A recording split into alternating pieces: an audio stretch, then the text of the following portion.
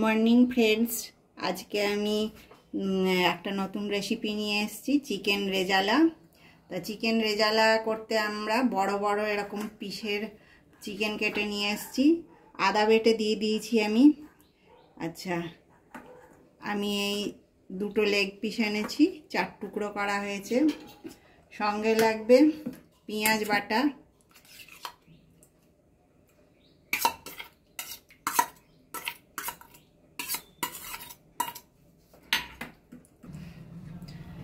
এবারে টক দইটা আমি দিয়ে দেব। টক দইটা ফাটিয়ে রেখে দিয়েছিলাম, 100 গ্রাম টক দই,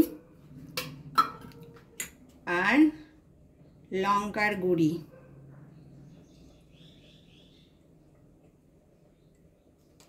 তারপরে এগুলোকে আমি ভালো করে মেখে নিয়ে ম্যারিনেট হতে দেব 15 থেকে 20 মিনিট। ম্যারিনেট করে আবার আসছি।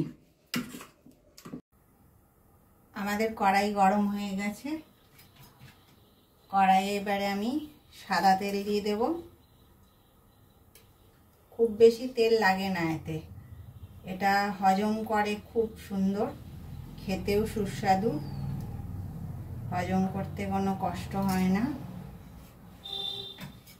এবারে সাদা তেলটা একটু তাড়াতাড়ি গরম হয়। তেলের ওপর শুকনো লঙ্কাগুলো আগে আমি ফোড়ন দেব।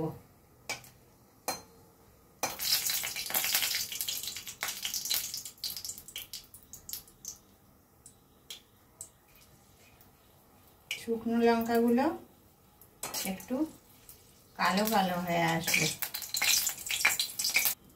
এবারে এর ওপর তেজপাতা দিয়ে দেব। তেজপাতার ওপর কয়েকটা ছোট এলাচ ছিঁড়ে দিয়ে দেব। তাহলে আমরা শুকনো লঙ্কা আগে দিলাম, তারপরে তেজপাতা, তারপরে এলাচ দিলাম, ফোড়ন। এগুলো একটু ফোড়নটা 2 মিনিট হবে।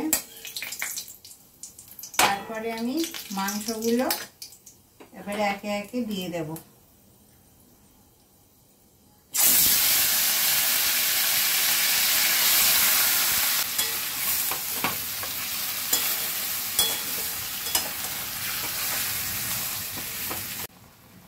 এবারে বাটি ধোয়া জলটা, যে দই মাখিয়েছিলাম সেইটা সবটা ঢেলে দেব।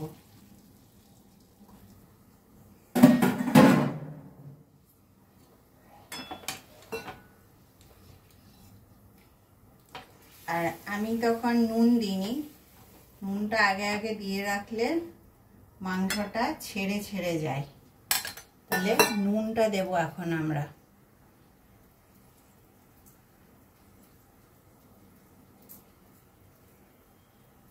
নুনটা দেওয়া হয়ে গেল। এবারে এখন আমরা ঢাকা দেব, ঢাকা দিয়ে সেদ্ধ হতে দেব। সেদ্ধ হলে আবার ফিরে আসছি আমি। এখন তাহলে দেখা যাক ঢাকনাটা খুলে কি অবস্থায় আছে।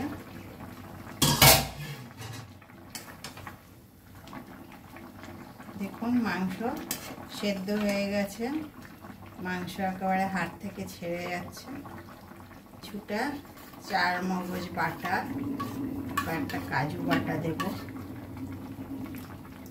আর আমি ঢাকনাটা খুলে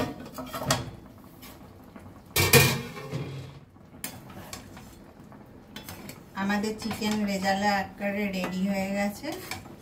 তাহলে আপনারাও এইভাবে চিকেন রেজালা বানিয়ে দেখবেন, খেতে খুবই ভালো হয়।